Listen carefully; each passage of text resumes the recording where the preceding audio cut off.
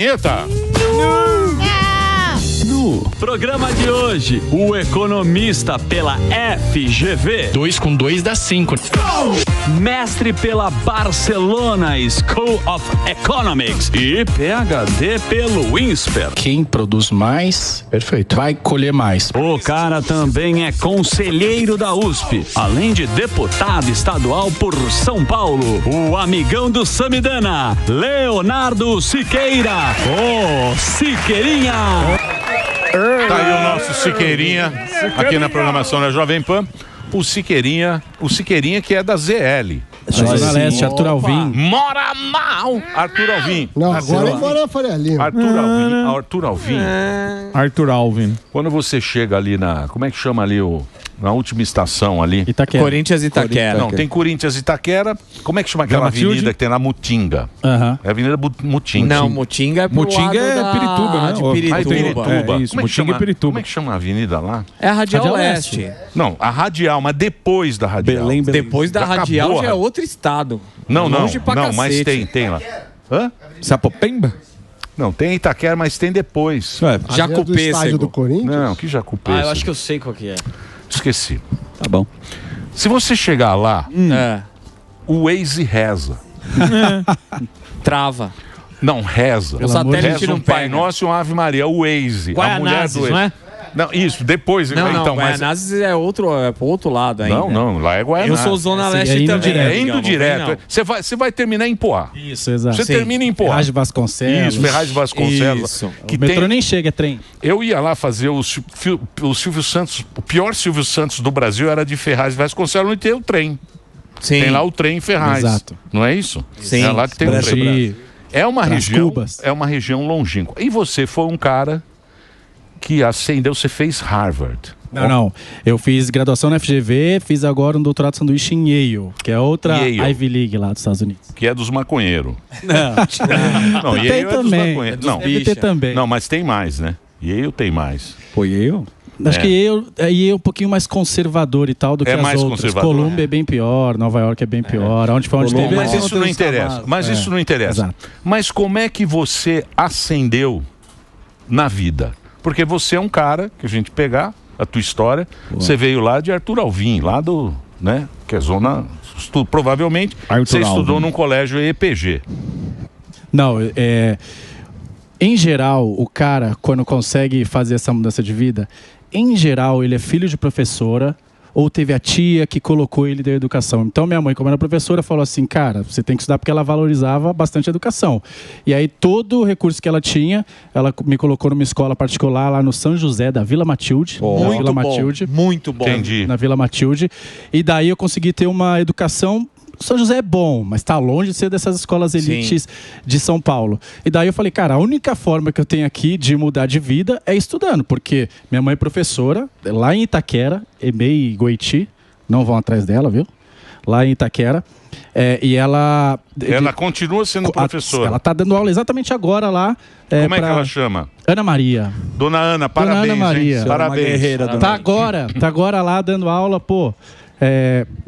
mais de 30 anos aí na prefeitura, na escola EMEI Goiti para jardim, pré, primeira série. E daí, pô, falou assim, cara, a única forma aqui é estudando, porque meu pai era mecânico de avião na VASP. Na antiga VASP, trabalhando na Trans Brasil, e faleceu quando eu tinha 18 anos, né? Problema de coração. E daí a única forma que eu tinha era estudando. Então, eu fui para aeronáutica com 15 anos, 16 anos, que era para quem queria ser piloto, etc e tal. Você tem uma escola que é no interior de São Paulo, AFA, Academia da Força Aérea. Pirassununga, exatamente. E eu fiz lá. E daí depois eu vi que eu queria fazer economia. Meu pai já tinha falecido nessa época e tal. Eu falei assim, cara, a única forma que eu tenho de entrar numa faculdade boa, na FGV, que eu queria fazer, era ganhando bolsa. Porque meu pai tinha falecido e minha mãe não tinha dinheiro. E eu vi que os 10 primeiros que passavam no vestibular ganhavam bolsa. Aí mandei um e-mail lá no cursinho da Paulista, Poliedro. Falei, queria entrar na FGV e tal. Era da Academia da Força Aérea. Pô, será que vocês conseguem me dar uma bolsa? Me deram uma bolsa. Me preparei bastante no Poliedro. Um baita cursinho lá na Avenida Paulista. E aí... consegui passar na FGV entre os 10 primeiros. Aí lá minha vida já mudou de fato. Teve o Sami como professor. Tive aula com o Sami lá de finanças, e daí lá foi, porque eu tava lá com as grandes famílias de São Paulo, né, de sobrenome e tal. Aí quando eu ia embora, eu lembro, eu pegava o ônibus ali na 9 de julho, né, e aí eu ia pro lado direito, que era o Terminal Bandeira, junto com os funcionários da FGV lá e tal, e a parte rica ali e tal. Ia pro Jardim. Ia pro Jardins, que onde, graças a Deus, eu consegui, sair lá da Patriarca, moro num lugar, excelente, e é isso que eu defendo, que as pessoas mudem de vida, que as pessoas possam ter prosperidade, que as pessoas saiam da pobreza. Eu odeio a pobreza. Ninguém tem que amar a pobreza. Você se emociona quando fala sobre isso, né? Porque, eu falei que a maior tristeza da minha vida é que meu pai não pôde ver tudo que ele fez pro filho dele, meu avô também, que veio do Nordeste e tal. Então, realmente... Você foi na raça. Parabéns, Siqueirinha. Obrigado. Linda história. E a mãe também, né? Dona Ana, a senhora é uma guerreira. Tá lá até agora. Porque a gente sempre tá brincando e tal, não sei o quê. Mas, quando o cara tem uma história... quando o cara tem uma história legal, eu acho que isso a gente pode contar para as pessoas também. Lógico. Porque é importante todo mundo saber... né? Da onde a gente vê as nossas raízes, por mérito, né? Estudo. E nada melhor do que a gente conquistar as coisas por mérito, né? Exato, isso que eu defendo. Eu falo para as pessoas usam lá, tá tendo uma votação hoje na Assembleia e vai ter. Você vai chegar lá 10 da noite e vai ter um monte de gente lá, sindicato, de algumas universidades, de escola lá, militando. Eu falo para eles, olha só, um conselho, não é esquerda, direita, de irmão mais velho, se eu pudesse dar, porque eu vim de onde vocês vieram.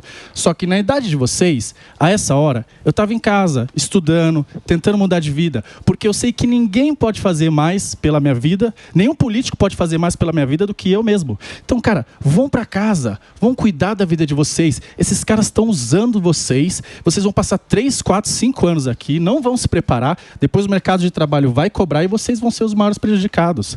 Então, essa é a dica que eu dou para as pessoas. Cuidem do futuro de vocês, porque ninguém mais pode fazer pela vida de vocês do que vocês mesmos.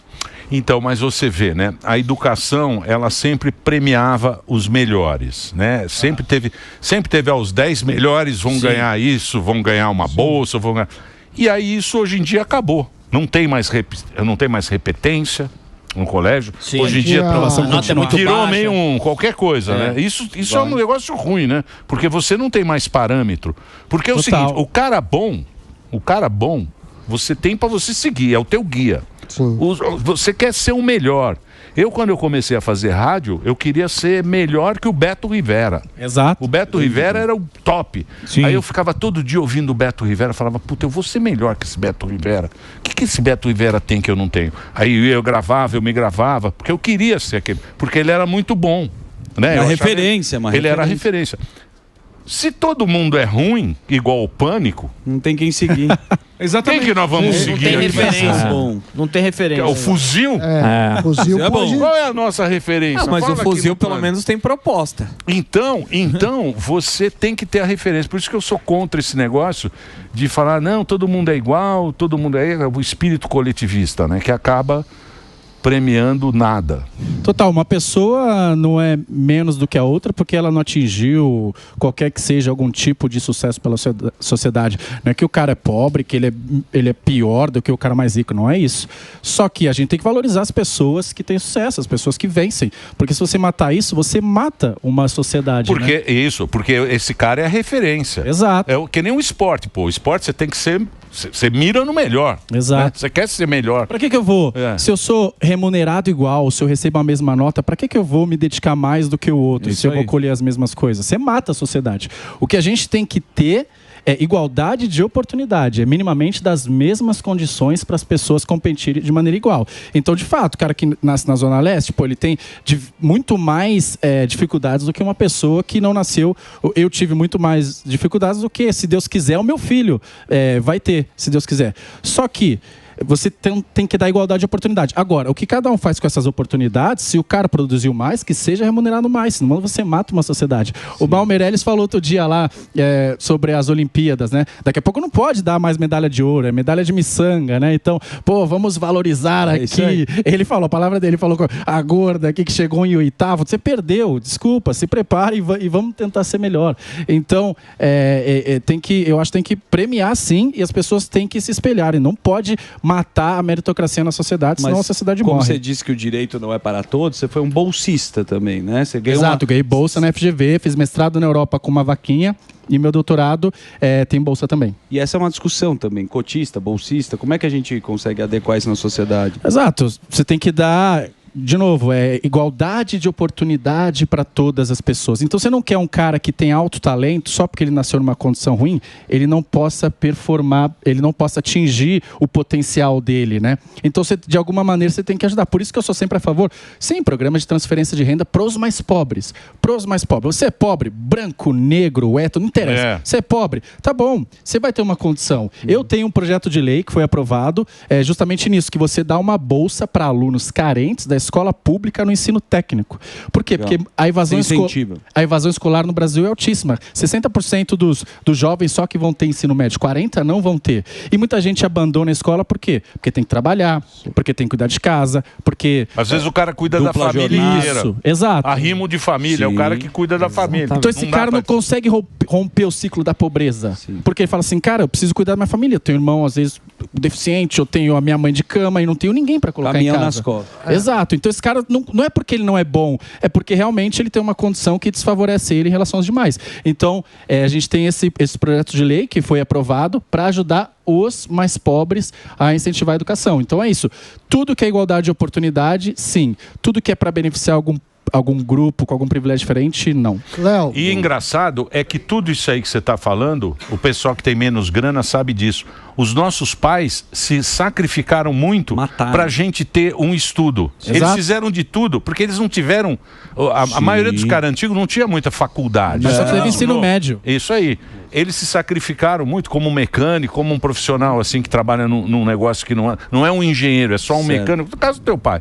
Ele sacrificou muito para ter o filho na faculdade. E agora, o estudo virou tão... que o cara não quer mais estudar.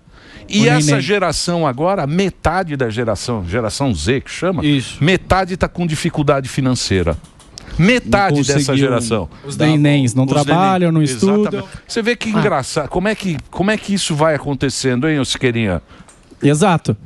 O Sam uma vez falou assim, porque o Mark Zuckerberg não fez faculdade. Sim, mas com certeza a empregada doméstica com certeza adoraria ter feito faculdade. Então, existe às vezes uma glamorização, não preciso mais estudar. Não, precisa sim. O Brasil é extremamente deficiente em português e matemática. As pessoas não sabem português e matemática. Então, precisa... Eu sou fruto da educação, só mudei a minha vida através da educação, sempre vou defender a educação, porque foi a única forma que eu encontrei de romper esse ciclo da pobreza. Léo, eu queria te perguntar, antes de entrar na pauta do 6x1, ontem aqui no programa teve até uma discussão da bancada sobre a questão do Ibirapuera. Certo. O Ibirapuera fala assim, se você é treinador de corrida e você usa o parque, ele é uma concessão, mas podia ser um parque totalmente público. Você tem que pagar. Na sua opinião, o que é mais justo? É o cara que usa pagar ou ser de graça? Porque todo mundo falou assim, você me está defendendo o cara para pagar, mas isso não é uma questão liberal. Eu queria que você falasse a sua visão sobre o assunto. A primeira coisa que todo mundo tem que pensar é quem que a gente quer beneficiar. E eu acho que quem que a gente quer beneficiar, os paulistanos, os paulistas, quem frequenta o parque. A segunda coisa é que aquilo tem custo. Então alguém tem que pagar. No modelo anterior, que era do Estado, eu era totalmente contra. Por quê? Porque alguém da comunidade de Ribeirão Preto pagava por aquilo e nunca botou o pé ali. Enquanto que, quem mora ali nos Jardins, na Vila Nova, etc., né, frequentava o parque, que são pessoas ricas. Então, por isso que a concessão foi boa. Daí, a terceira coisa vamos ver o que os países ricos fazem, né? Vamos ver o que os países ricos fazem. Por exemplo. Emílio, você gosta bastante, né? Nova York e tal, o Central Park. Sim. Excelente, né? As pessoas, parque é bem cuidado, limpo. Pô. Mas lá é uma sociedade que paga o... Sim. O gasto tem lá tem uma sociedade que banca lá o Central Park, é isso? Tem uma sociedade que banca, mas as empresas lá que fazem uso comercial do parque pagam uma taxa para ajudar na conservação. Ué, você está lucrando com aquilo e aquilo ali está sendo pago por todo mundo. Teve investimento. Porque pensa num cara que faz crossfit lá. O cara que não usa o parque, ele construiu um lugar de crossfit. Ele investiu. Você está usando gratuitamente. Então, no Central Park é assim. No Hyde Park, em Londres, é assim também. Você paga essa taxa. Então, se você está usando comercialmente... E outra coisa, se você também deixa livre... vai começar a ter a tragédia dos comuns, né? Todo mundo vai usar e vai superpopular aquilo. Imagina, como é que você controla isso? Então, não, quando você quiser fazer uso, tudo bem, faça uso, só que aqui eu invisto e aí você consegue reverter aquele valor para a sociedade. O Ibirapuera, eu digo sem sombra de dúvidas, é bem melhor hoje do que há 5 anos atrás, quando estava só na mão do Estado. Você sabe que eu vou no Parque Ecológico de Carapicuíba. Ninguém quer ir no Parque Ecológico. Exato.